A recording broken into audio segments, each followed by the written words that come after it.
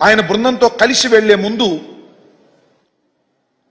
అనేకమైనటువంటి లీకులు తెలంగాణ ప్రభుత్వం డిమాండ్ చేస్తుంది కొన్ని అంశాలనేది అన్ని మీడియా ఛానల్లో విపరీతంగా ప్రచారమైంది. ఇప్పుడు కూడా ప్రచారం అవుతా ఉన్నది.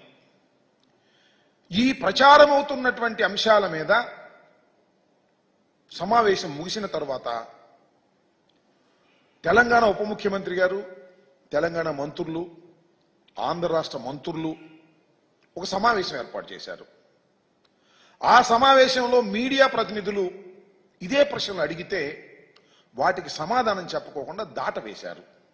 ఇది మరింత అనుమానాలకు తావు చూస్తున్నటువంటి అంశం. అసలు జనరల్గా ఇద్దరు ముఖ్యమంత్రులు మాట్లాడుకున్నారు అంటే ఆ ఇద్దరు ముఖ్యమంత్రులు మీడియా ముందుకు వచ్చి మాట్లాడతారని అందరూ ఎదురు చూశారు. చంద్రబాబు నాయుడు గారు, రేవంత్ రెడ్డి గారు ఉమ్మడి మీటింగ్ జరిగింది కాబట్టి వారిద్దరూ ఉమ్మడిగా మీడియా ముందుకు వచ్చి వివరణ ఇస్తారని అందరూ ఎదురు చూశారు. వాళ్ళు రాలేదు. మంత్రివర్గ సభ్యులు ఇచ్చారు. వారు కూడా ప్రశ్నలకు సమాధానం చెప్పుకోకుండా ఏదో రెండు మాటలు అట్లా మాట్లాడి ముక్తసరిగా మాట్లాడి వెళ్లిపోయినటువంటి సందర్భాలు ఉన్నాయి. ఇది చాలా దురదృష్టకరమైనటువంటి పరిణామంగా వైఎస్ఆర్ కాంగ్రెస్ పార్టీ భావిస్తుంది. రాష్ట్రంలో అనేక మంది కూడా ఇదే విధంగా భావిస్తున్నారనేది మా అభిప్రాయం. ఎందుకనంటే రాష్ట్రం విడిపోయి 10 సంవత్సరాలు పూర్తయింది.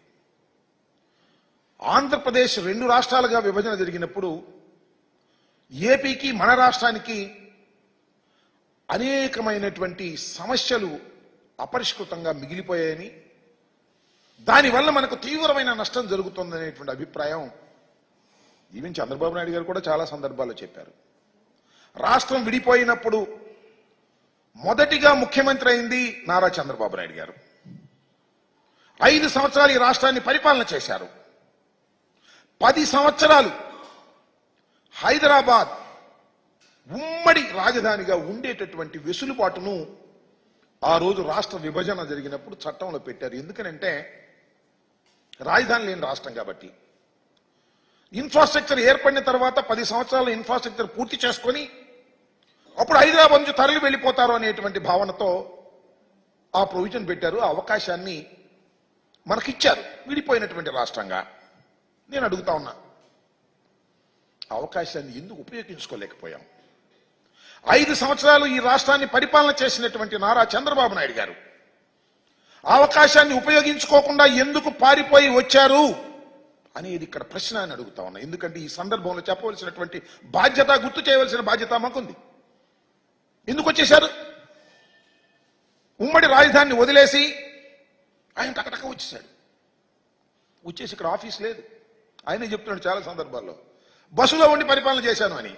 ఎందుకు బస్సులో ఉండి పరిపాలన చేయవలసిన పరిస్థితి ఎందుకు ఏర్పడింది? రాజధాని ఇక్కడ ఏర్పడినప్పుడు, శాసనసభ కూడా ఏర్పడినప్పుడు, బిల్డింగ్ ఏర్పడినప్పుడు ఎందుకు మీరు వచ్చేశారు? అందరికీ తెలిసినటువంటి సత్యం అది.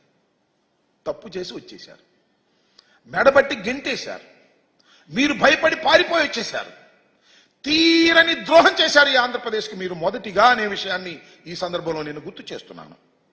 10 సంవత్సరాల పాటు ఉమ్మడి రాజధానిగా ఉండవలసినటువంటి హైదరాబాద్ను వదిలి 9th షెడ్యూల్లోనూ 10th షెడ్యూల్లోనూ ఉన్నటువంటి విభజన చట్టంలో ఉన్నటువంటి ఆస్తులను పంపకం చేసుకోకుండా, బేరసాలలు ఆడుకోకుండా, చర్చలు జరుపుకోకుండా పారిపోయి వచ్చి నూతనంగా ఏర్పడినటువంటి ఆంధ్రప్రదేశ్కి ప్రథమ ద్రోహం చేసిన వ్యక్తి నారా చంద్రబాబు నాయుడు గారు. అవునా కాదా ఆలోచన చేయమని మనం చేస్తున్నా. 5 సంవత్సరాలు పరిపాలన చేశారు. ఏం సాధించారు మీరు?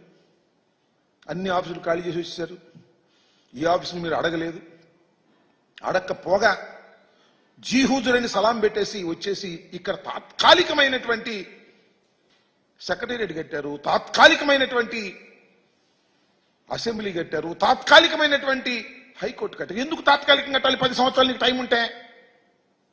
ఎందుకంటే వెళ్ళపోతే ఊరుకోము, మిమ్మల్ని కేసులో పెట్టేస్తాము అని వాళ్ళంటే భయపడి, తప్పు చేసి భయపడి పారిపోయి ఆంధ్రప్రదేశ్కి అన్యాయం చేసినటువంటి నారా చంద్రబాబు నాయుడు గారు మళ్ళా ముఖ్యమంత్రి అయ్యారు.